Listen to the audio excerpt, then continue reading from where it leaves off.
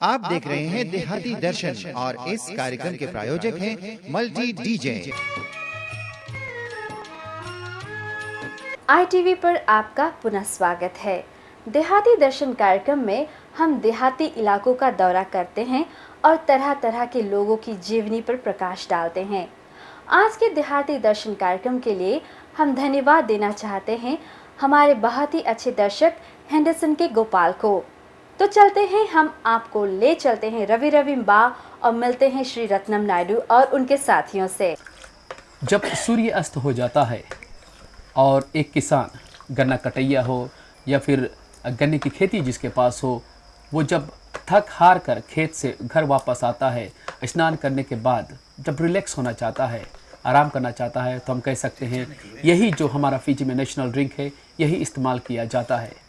और यहाँ पर अकेला ही नहीं, वो इंसान जो रहता है इर्द गिर्द, मतलब जो लोग होते हैं, जो आस पड़ोस के लोग होते हैं, वो भी इनके साथ यहाँ पर शामिल हो जाते हैं।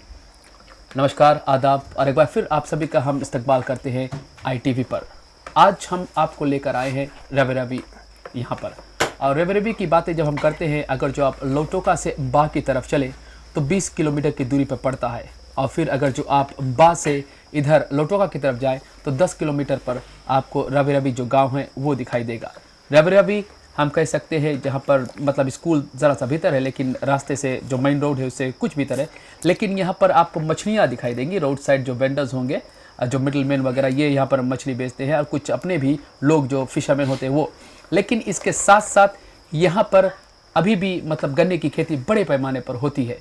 कहीं कहीं पर फिजी हम देखा है कि जो गन्ने की खेती है वो ठप सी हो चुकी है, लेकिन यहाँ पर अभी भी ये सिलसिला जारी है। तो यहाँ पर हम रवि जो देहाती इलाका है यहाँ पर पहुँच चुके हैं और रत्नम नायडू जी से बातें करने जा रहे हैं। रत्नम जी, सबसे पहले हम आपका स्वागत करते हैं। नमस्कार। नमस्कार। आप एक सरदार हैं जी, और कितने सालों से ये सरदारी करते हैं? जी मैं लगभग 2 साल सरदारी किया, और उससे पहले मैं गैंग के प्रधान और हेडमानी का काम संभालता था गैंग में। और जो गैंग है आपका मतलब कितना बड़ा है? ये लगभग हमारा 3000 टन के नगीचे का गैंग है। मतलब पूरा अलग अलग जो किसान होते हैं उनको पूरा गन्ना मिला कर? टोटल गन्ना उसके हाँ, उतना हो जाता है। और शुरू से इतना ही टनेज था कि कुछ ज्यादा था? कुछ कभी कुछ ज्यादा, कभी कुछ कम होता है, उतार चढ़ाव मौसम के मुताबिक से। और इस साल का जो फसल है उसके बारे में कुछ कहना चाहेंगे? यहाँ इस साल का फसल कुछ ठीक है। कुछ ठीक है कि कुछ ठीक है, पिछले साल से कुछ ठीक है। हाँ, लगभग। अच्छा, सबसे पहले हम आपके बारे में जानना चाहेंगे। ऐसा है कि आपकी पैदाइश कहाँ पर हुई? नवोली बा में। नवोली बा में, और वो भी एक देहाती इलाका, काफ़ी भीतरी इलाका है ना? तो वहाँ पर स्कूल वगैरह, शिक्षा वगैरह? जी हाँ, नवोली संगम स्कूल था वहाँ पे। और अभी आपकी उम्र कितनी होगी? 64। कितना बड़ा परिवार था, भाई बहन? अच्छा, ये तो बड़ा सोचने वाली बात है। हम लोग सब 19 भाई बहन थे। मतलब माता पिता को छोड़ माता पिता के छोड़ के 19। उतना ज्यादा, उतना बड़े परिवार, उतना बड़ी परिवार थे हम लोग। तो किस तरह से मतलब सभी को एक नज़र से देखा जाता था माता पिता द्वारा? जी हाँ। क्योंकि कहा जाता है जब परिवार जो बड़ा होता है तो शायद माँ बाप जो है शायद सबके साथ एक जैसा सलूक नहीं करते, लेकिन आपके सब एक बराबर सबके देखा जाता था। जब उनके भी बाल बच्चे, शादी ब्याह हो गया, उनके जब बाल बच्चा वो भी सब अपन अपन पैर पे खड़ा हो गया था। और 19 भाई बहन, और फिर उसके बाद शादी सबकी हुई। और आपकी शादी कहाँ पर हुई? मेरी शादी तो यही रवि गाँव में हुई। तो वहाँ से नवोली से आना कैसे रवि हुआ? तो ससुराल आकर रहना चाहते थे? जी नहीं, वैसे बात वैसा नहीं है। हाँ, वैसा नहीं है कि मैंने जमीन वहाँ पर बेचा तो यहाँ पर आकर जमीन लिया, ऐसे बातचीत है। उस वक्त जब आप मतलब हमने आपके पास ज़मीन थी ना गन्ने की खेती, तो उस वक्त रिजर्व की बातें होती थी कि जी हाँ, रिजर्व की बात होती है। 1962 में रिजर्व के शुरू हो गई, रिजर्व होने के लिए। मतलब ये है, कुछ लोग ये सोच रहे हैं कि शायद फिजी में कू के बाद जो आदिवासी थे उन्होंने ज़मीन देना नहीं मतलब चाहा, शायद उसके बाद रिजर्व हुआ, लेकिन मतलब ये सिलसिला काफ़ी दिनों से था। काफ़ी दिनों से था। अच्छा, वहाँ से जब आए तो उस वक्त मतलब बाल बच्चे आपके? जी हाँ, मेरे पास 2 पुत्र 2 पुत्रियाँ थी। हैं अभी? जी हाँ, सबकी शादी हो सबके चुकी? शादी। और जब यहाँ पर आए थे उधर नवोली से रेवरी भी, तो उस वक्त कितने बच्चे थे? इन सब का मैंने शादी कर दिया था, तब बाद में यहाँ पर। ओ, तब बाद में आए। हाँ। अच्छा, ये बताइए, वहाँ से आकर यहाँ पर यही गन्ने की खेती हुई फिर और या कुछ करते थे? क्योंकि ये जो रावी इलाका है, हालांकि गन्ने की खेती होती है, लेकिन ये भी जानकारी में है कि यहाँ पर मछुए ज्यादातर रहते हैं। जी हाँ। उस तरफ आप बढ़े? जी नहीं समुद्र तक मैंने नहीं उड़ा, मैं इसी गन्ना खेती में अपन गुजर बसर करना। गन्ना काटते थे? जी। और फिर आपके बच्चों की शिक्षा वगैरह वो सभी किसानी में रहे कि फिर और कुछ काम उन्होंने किया? ना, 2 पुत्र थे, सब किसानी में है। हाँ। और अभी कितना बड़ा जो आपका मतलब खेत हम कह सकते हैं, आपका जो फार्म है? ये लगभग 17.5 बीघा तक के। हाँ। और कितना टन आ जाता है जो गन्ना? ये लगभग 700 से लेके 500 के लगभग में इर्द गिर्द में ऐसे होता। उससे ऊपर भी कभी कभी हो जाता है? ना, अभी तक तो नहीं हुआ होगी। और ये जो सिलसिला है लीज का, मतलब ये अभी बचा हुआ है? ये क्राउन सी है। क्राउन सी है। अच्छा, क्राउन सी की बातें जब हम करते हैं तो जो मतलब शेड्यूल ए शेड्यूल बी था वो नेटिव रिजर्व में चला गया, और फिर ये बातें भी हुई थी कि ये जो सी है इसको भी नेटिव रिजर्व में किया जाएगा, तो बात आई थी ना? बात आई थी, लेकिन ये सरकार का जमीन है, नहीं हो सका है। हम जानते हैं सरकार का जमीन है, लेकिन कुछ बातें उनका हुई थी। उनके पास कुछ रास्ता ऐसे लगा नहीं है कि उसके नेटिव में ले जाने कोई के लिए लीगल वगैरह उसके कोई डॉक्यूमेंट ऐसे नहीं था। अच्छा, तो काफ़ी मतलब इंटरेस्टिंग बातें हम रत्नम नायडू जी से कर रहे हैं, और जो बातों का सिलसिला हम आगे जारी रखेंगे कि यहाँ पर जब थक हार कर बैठते हैं, अपने दोस्तों के साथ बैठते हैं, क्या कुछ करते हैं ये, क्योंकि रावी जो इलाका है हम कह सकते हैं कि यहाँ पर नाटक वगैरह की बात ज़्यादा होती है, तिरकुत्तू वगैरह की, तो इसकी रुचि क्या इसमें है ये जानने की हम कोशिश करेंगे अगले सेगमेंट में। आप देख रहे हैं देहाती दर्शन और इस कार्यक्रम के प्रायोजक हैं मल्टी डीजे। दूसरे दौर की बातें श्री रत्नम नायडू जी से। और रत्नम जी, ये बताइए इस मर्तबा कि आप सुबह सरदारी करते हैं, तो आप कितने बजे सुबह उठ जाते हैं? 5:30 बजे से मैं। हाँ, तो सबसे पहला काम क्या होता है? कुछ अपना सब कुछ पूजा पाठ करके तब खेती की तरफ, तब फिर खेती की तरफ मुड़ना पड़ता है। और फिलहाल ये जो गैंग है कितने हैं गन्ना कटैया जो है? किसानों को कितना किसान, अच्छा कितने किसान हैं? 7 किसान है। 7 किसान। और कितना बड़ा गैंग है? ये गैंग लगभग है, ठीक है, 16 या 17 गन्ना कटैया की जरूरत है, लेकिन उतना किसान नहीं दे पाते हैं ना। मतलब एक किसान से 2 बदली या फिर 2 साइन वाले? 4 या 3 कभी कभार ना, 5 ऐसे। हाँ। और फिर थोड़ा गैर कौम भी है, उनके साथ काफी मुसीबत, आदिवासी भी? जी हाँ, उसके पास मुसीबत भी झेलना पड़ता है। हाँ, वो जो बाहर से कभी मतलब आ आते जाते हैं। हैं, कभी नहीं आते हैं। अच्छा, ये जब नहीं आते हैं तो कैसे पता क्या होता है उस वक्त? तो फिर उनके छोटा मोटा पेनल्टी है, 5 डला या 10 डला उसके काटना है, जो नेम बना है उसके मुताबिक। तो पैसा कहाँ जाता है? ये गैंग फंड में चला जाता है। गैंग फंड में। और क्या कुछ करते हैं, किस तरह से आप जाते हैं? खेत चले जाते हैं, गन्ना कुटाई मतलब एक खेत में एक शुरू हो जाती है, फिर उसके बाद क्या दिन भर वहीं पर रहते हैं? नहीं, वो लोग काम करते हैं, फिर हम तो दूसरा काम पे आ जाता है, कुछ कुलंबर से मिलना है या वापन करना है। हेडमैन वहाँ पर रहता है। हेडमैन रहता है। और आप चले जाते हैं, मतलब बैंक वगैरह कौन जाता है? अपने जाते हैं। और ये 2-3 हफ्ते पर यहाँ पर गांव में अभी भी मेरे, क्या हम आपसे ये जानना चाहेंगे वो सिलसिला अभी बरकरार है, जैसे कि जो किसान जो गन्ना कटैये होते हैं उनको तो क्योंकि 3 हफ्ते में तलब मिलता है, तो खर्चा पानी का मतलब सौदा वगैरह जब लेते हैं दुकानों से, वो सिलसिला अभी भी उधार पर लिया जाता है? जी, कुछ है जो कि गन्ना कटैया जो उधार पर लेते हैं दुकान से, तो उनके जो तलब है उसके डिडक्ट कर उनके दे देना पड़ता है, जो दुकान का जो कर्जा है उसके भरता है। ये जिम्मेदारी आपके ऊपर है या फिर वो गन्ना कटैयों के ऊपर? ये मेरा ऊपर है। अच्छा, तो ये गन्ना कटैया की बात चली, और यहाँ पर ये जो इलाका है आपने कहा कि आदिवासी भी आ जाते हैं, कभी वो नहीं आते हैं, गन्ना काटने के लिए आपको झेलना पड़ता है। और जब कभी कभार ऐसा भी हो जाता है बाहर के जब लोग आते हैं तो मतलब नए इलाके में आते हैं तो गन्ना के कटाई के मौसम में चोरी वगैरह ये भी यहाँ पर इस इलाके में?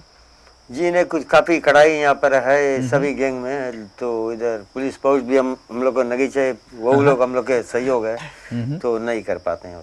नहीं कर पाते ना, तो नहीं के बराबर होता है। जी हाँ। और जिसके लिए मतलब यहाँ पर वो साइन पकड़ते हैं या फिर गन्ना काटते हैं, वो उनका जो रहने का वहीं पर उनके जी वहीं पर कैंप बनाकर वो लोग दे दिए हैं और वो लोग भी कड़ाई करके रखे हैं उसको। अच्छा, आज का जो दौर है, अभी पहले के जो गन्ना कटाई होते, जो बदली वाले होते थे, उनका जो डिमांड होता था बहुत कम होता था, लेकिन अभी हमने देखा है ज़्यादातर ख़ासतौर पर जो गैर भारतीय होते हैं और जो अच्छा हिंदुस्तानी होते हैं, जो हिंदू होते हैं, वो जानते हैं मंगल या फिर बुध या बीफ को नहीं खाएगी। लेकिन इनके लिए, आदिवासियों के लिए ख़ास तौर पर जो किसान हम कह सकते हैं, कभी कभी ज़्यादा भरपाई बढ़नी पड़ती है ना, उनको चाहिए मतलब 7 डेज अगर जो मांस ना मिले, ठीक है, तो क्या यहाँ पर ये सिलसिला है कि उनको जो कुछ किसान देते हैं वही खाते हैं? क्योंकि 7 डेज आजकल कोई नहीं दे सकता है ना, जी नहीं। और फिर नंगोना डेली बेसिस पर नहीं, उस तरह नहीं है। उनके पास एग्रीमेंट है, किसान जो लाते हैं अपन आदिवासी के, तो उनके एग्रीमेंट रहती है, तो उनके कुछ पैसा शुरू में दे दिया जाता है, वहाँ से वो लोग अपना काम चलाना पड़ता जो है। कैपिटल होता है। जी हाँ, राइट, उससे उनके काम चलाना पड़ता है। तो फिर गन्ना जब 3 हफ्ते पे मिलता है, 3 हफ्ते तलब मिलता है, वहाँ से फिर इनके चल। अच्छा, यहाँ पर जो कुछ तलब अभी फिलहाल कितना मिल जाता है एक एवरेज? अगर जो देखिए एक गन्ना कटिए का बराबर उन्होंने 3 हफ्ते तक गन्ना काटा, तो क्या कुछ $200 से ऊपर जाएगा। तो मतलब जब बड़ा परिवार होता है शायद कुछ तंगी आ जाती होगी ना, मतलब बच्चों को स्कूल। जी ना, सब भी मजदूर लोग यहाँ पर गन्ना काटते हैं, घर से भी कुछ किसान देना पड़ता है। अच्छा, ये बताइए कि ये जो यहाँ पर हमने कहा कि मछुए रहते हैं, समुद्र के किनारे रहते हैं, यहाँ पर मद्रासी भाई भी रहते हैं और हिंदू भी रहते हैं, मुसलमान भी, तो यहाँ पर जो एक दूसरे से मेल मिलाप का सिलसिला कैसा है? बड़ी अच्छा है। मतलब कोई तलक नहीं, कुछ ऐसे गड़बड़ी नहीं है, अच्छा है। जैसे कि ये भी बताया गया यहाँ पर, आपने कहा आपका मतलब 500 से लेकर 700, लेकिन यहाँ पर सबसे बड़ा जो खेत है वो किसका है, मतलब टनज जो होता है? वो मुस्लिम उसका है, लगभग कभी 1000 टन से ऊपर गन्ना काटता है। यहाँ पर हम ये जानना चाहेंगे, जैसे आप ने कहा 500 to 700 और जो मुस्लिम जी हैं उनका मतलब क्लोज टू 1000 टन होता है, और भी कुछ लोग होंगे जो आपके इर्द गिर्द हो गए यहाँ उनके बीच में। तो यहाँ पर जलन भाव की वजह से काफ़ी, जैसे ही गन्ना कटाई के जो सीज़न शुरू होने वाला होता है तो कुछ ना कुछ खेतों में आग लग जाती है, कि यहाँ पर वो सिलसिला है, मतलब कुछ ऐसा हो जाता है कभी कभार? अच्छा भाई साहब, बहुत पहले ये समस्या यहाँ थी, लेकिन अब ये कम होता है। क्यों पहले होता था अब नहीं हो रहा है? ये बात तो आपको बताना मेरा मुश्किल है कि किसके दिल में क्या है। हाँ, लेकिन अब कम है। अब कम है, क्योंकि वजह क्या होती है अब क्या है? पहले की बातें छोड़ो, अगर जो कम है तो क्यों कम है, वजह क्या हो सकती है? मतलब है कि इंसान जो सब कुछ मनमोटा जिसके था तो कुछ नजदीक आ रहे हैं सब ना, तो हमारे से प्रेम भाव से कारण से सही हो सकता है। और यहाँ पर जो शिक्षा वगैरह के सिलसिले में, मतलब स्कूल भी यहीं पर पास है, तो गांव के जो बच्चे होते हैं प्राइमरी स्कूल ज़्यादातर मतलब यही रवि संगम स्कूल है? जी हाँ, सब रवि संगम स्कूल है। और सब जाति के बच्चे यहीं पर जाते हैं? हाँ, सब जाति के। अच्छा, आप यहाँ पर मतलब जो धर्म के कार्य में किस तरह से हाथ बटाते हैं यहाँ पर? क्योंकि जब आप सरदारी के बाद शाम को वापस आते हैं, मिलते हैं, सिर्फ अपने मतलब के साथ बैठते हैं या फिर और गैरों के घर भी वगैरह कभी चले जाते हैं? जब जरूरत पड़े तो गैरों के घर भी चला जाता हूँ। अभी भी आप लोग बुलाए हैं, किसी के और घर से आए हैं। अच्छा, ये बताइए कि आप यहाँ पर, हम जानते हैं रबी में तिरकुत्तू का माहौल काफ़ी गर्म है, या गर्म था या फिर है, और यहाँ पर लोग तिरकुत्तू, तो आपने अपनी जवानी में? जी नहीं, मेरा रुचि इसमें कभी नहीं गया। क्यों? ज़्यादातर मतलब ये तो मद्रासी भाई हमारे ज़्यादा करते हैं, तो क्यों?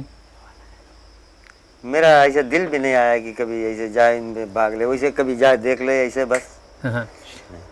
तो हम यहाँ पर मतलब ये है कि लेते हैं एक छोटा सा ब्रेक और बातों का सिलसिला रत्नम जी से जारी रखेंगे कि वो मतलब हमने उससे सवाल किया था कि धर्म के काम में किस तरह से हाथ बढ़ा रहे हैं, और भी यहाँ पर जो लोग उनके यार दोस्त मौजूद हैं उनसे भी हम ज़रा बातें करने की कोशिश करेंगे। और इस तीसरे सेगमेंट में आपका हम स्वागत कर रहे हैं रत्नम नायडू जी के, जैसे कि हमने कहा था कि यार दोस्त भी बैठे हुए हैं यहाँ पर, यमुना का मतलब इस्तेमाल कर रहे हैं। तो यहाँ पर जो दुकानदार हैं एंथनी जी, हम उनसे बातें करते हैं। एंथनी जी नमस्कार। नमस्कार, बोलो जी। कि आप कितने सालों से यहाँ पर रहते हैं? वो हमारी पैदाइश है रेबरेबी में। अच्छा, यहाँ के जो अभी बासिंदे हैं मतलब ज़्यादातर पुराने हैं या फिर नए लोग भी यहाँ पर नए बाहर लोग से भी आए? आए, हाँ, जितने रिजर्व हो गया हाँ। वो लोग एक गांव में आए। क्योंकि यहाँ पर जो करेंसी आपने कहा ना, जी हाँ, इसकी वजह से शायद। जी हाँ। अच्छा, दुकानदारी की बातें चली तो कितने सालों से इसमें आप हैं? लगभग 40 साल से। 40 साल से आप 1960 से दुकानदार जा रहे हैं। और आपने कहा आपकी पैदाइश और आपके मतलब माता पिता क्या करते थे? खेती थी? खेती बाड़ी। और आप कितने भाई बहन थे? 5 भाई 2 बहन। और यहाँ पर ज़्यादातर क्या रखते हैं आप अपनी दुकान? General grocery. जनरल ग्रोसरी, मतलब यहाँ पर के लोग सुबह सुबह तो किसान होते हैं तो रोटी वगैरह खाते हैं, लेकिन ब्रेड वगैरह भी रखा जाता है? जी हाँ। हाँ। और जब उधार की बात चलती है तो 3 हफ्ते का समय आप दे देते हैं? जी हाँ। जो मतलब क्योंकि 3 हफ्ते पर उनको मतलब तनख्वाह मिलती है ना, जो गन्ना कटिया होते हैं। और उसके अलावा और भी जो लोग होते हैं वो भी यहाँ से ले जाते हैं कि सिर्फ किसान? नहीं, ले जाते हैं। ले जाते हैं। और क्योंकि स्कूल पास ही है तो बच्चों के लिए कुछ ना कुछ शाम के वक्त बच्चे बहुत कम थी। स्कूल में कैंटीन है। हाँ, तो शायद मास्टरों ने डांट के रखा होगा कि दुकान पर मत जाओ ना। अच्छा, ये बताइए कि आप ने शुरू से किसानी की या फिर और कहीं पर काम वगैरह करते थे अपनी जवानी में? कैपिटल्स मोटर्स में काम किया। क्या करते थे वहाँ पर? अकाउंटेंट। और कितने सालों तक वहाँ पर रहे? 25 ईयर्स। आपकी शिक्षा कौन से स्कूल आप गए? रवि संगम स्कूल प्राइमरी। फिर उसके बाद एक्जेवियर कॉलेज। और बोन कैथलिक? जी हाँ। हाँ। मेरे बाप ने इस चीज़ को बनाया। और मतलब शुरू में जो भारतीयों के बीच जो क्रिश्चियनिटी शायद कम था कि अभी कम है, क्या बात है? ना, अभी जस्ट ही है। अभी ज़्यादा है। क्या वजह हो सकती है कि अभी जो है उधर काफी आदमी लोग चेंज हो गया ना, नई जो पीढ़ी हो सकती है? अच्छा, फिर कारपेंटर्स में काम करने के बाद मेरे ये भी बताया गया, ये पता चला कि आप कितने वेलिंगटन भी थे ना? जी हाँ। वहाँ क्या करते थे? 2 बार न्यूजीलैंड गए थे हम। WDHO व्हील्स सिगरेट फैक्ट्री में काम किया। तो वहाँ पर क्या काम था आपका? मिक्सचर रूम में। क्या कुछ करते थे खास, ये बता सकते हैं? मिक्सचर रूम में हम लोग जितना लीव्स है उसके मिक्सर में डालते थे। तो मतलब वो क्या वो मशीन पे जाते फिर। तो फिर छोटा छोटा टुकड़ा होता था। और फिर उसके बाद आपका काम सिर्फ वही था? हाँ। तो कितने महीने या फिर दिनों तक आप रहे वेलिंगटन में? 4 महीने। ये 2 मरतबा आपने कहा आपने? सेकंड ट्रिप मैं गिस्बन शहर में रहा, स्क्रैप काटा। तो फिर उसके बाद क्यों आपने वहीं बसना नहीं चाहा? क्योंकि उस वक्त तो काफ़ी आसान वगैरह जस्ट ही माँ बाप के प्यार रहा ना, सब मांगे जल्दी जल्दी घरे जाओ। हाँ। तो और आप की शादी, आपकी टाइम शादी नहीं हुई। तब आपकी शादी कहाँ पर हुई? बा यहीं से मतलब रेवरे के कौन से गांव में? यही गांव से। और आपके बाल बच्चे? 2 लड़के हैं, 1 लड़की। हाँ। और क्या करते हैं अपना? एक लड़का सुबह में काम करते हैं अमेरिकन कंपनी के, एक बा में। और लड़की पापाटोई न्यूजीलैंड में रहते हैं, एनेट अंजनी। अच्छा, ये बताइए, क्योंकि रत्नम जी ने कहा कि वो नवोली से यहाँ पर आए थे, आपकी पैदाइश आपने कहा यहीं पर हुई, तो इस जो पाठशाला इसके बारे में कब इसकी स्थापना हुई, क्या आपको पता है? लगभग 50 ईयर्स हुई है। 50 हो चुका है। और ये जो ज़मीन वगैरह उस वक्त कोई किसी ने दिया था? एक किसान ने डोनेट किया। और शुरू में क्या आपको पता है कितने बच्चे थे? 25 से 30 ले। पर- वो हमारे एक हैबिट है 4 o'clock की। ऑल हैबिट्स डाई हार्ड ना, जो कुछ शायद जवानी में किया करते तो वही सर। तो सबसे पहले मतलब प्रार्थना वगैरह आप भी करते हैं, फिर उसके बाद दुकान में सीधा कितना बजे आप दुकान खोल देते हैं? जब लेम कारपेंटर्स में काम करा, मेरा पत्नी दुकान चलाते थे, वो घरे रहा। अभी वो गुजर गया तो अभी हम अकेला है साथ तो में। अभी भी आप मतलब उतने बजे वही टाइम टेबल है आपका? जी हाँ, अपने कुकिंग करते पड़े। लेकिन चला लेते हैं ना ऊपर वाले के भरोसे। हाँ। और आजकल के जवानों को कुछ शिक्षा देना चाहिए क्या, कुछ जाने से पहले कहना चाहेंगे अपनी तरफ से? क्योंकि सबसे बड़ी चीज सच्चा है, वो बिलीव इन गॉड। तो कोई भी धर्म हो। नहीं पार लगा देगा ना, कोई भी धर्म के मानने वाले हो। कोई भी धर्म। यहाँ सब धर्म के लोग आते हैं, मिलते हैं, हम लोग बड़े अच्छे से रहते हैं। आपने मतलब हमें इतनी जानकारी दी, बहुत बहुत धन्यवाद, शुक्रिया जी। तो यहाँ पर मतलब ये बातों का सिलसिला हम ख़त्म करते हैं, लेकिन एक बात जो पते की बात हम कह सकते हैं कि एंथनी जी ने कही कि अगर जो आपका लगा ऊपर वाले के साथ है, वो जो डोर हम तोड़ दें तो हम कहीं के नहीं रहेंगे। और कोई भी धर्म के मानने वाले हैं, विश्वास ऊपर वाले का मतलब हम कुछ भी करें, चाहे कुछ भी करें, चाहे कितने भी बड़े बन जाए, किसान रहे, चाहे दुकानदार रहे, या फिर कोई भी बड़े बाबू बनकर रहे, लेकिन ऊपर वाले का जो सहारा है, ऊपर वाले की याद है, ऊपर वाले की जो भक्ति हमें कभी नहीं भूलनी चाहिए। तो यहाँ पर ये बातों का सिलसिला हम ख़त्म करते हैं। फिलहाल कैमरामैन दिनेश और साउंड टेक्नीशियन बिन्नू के साथ मैं अब्दुल सत्तार अजीज़।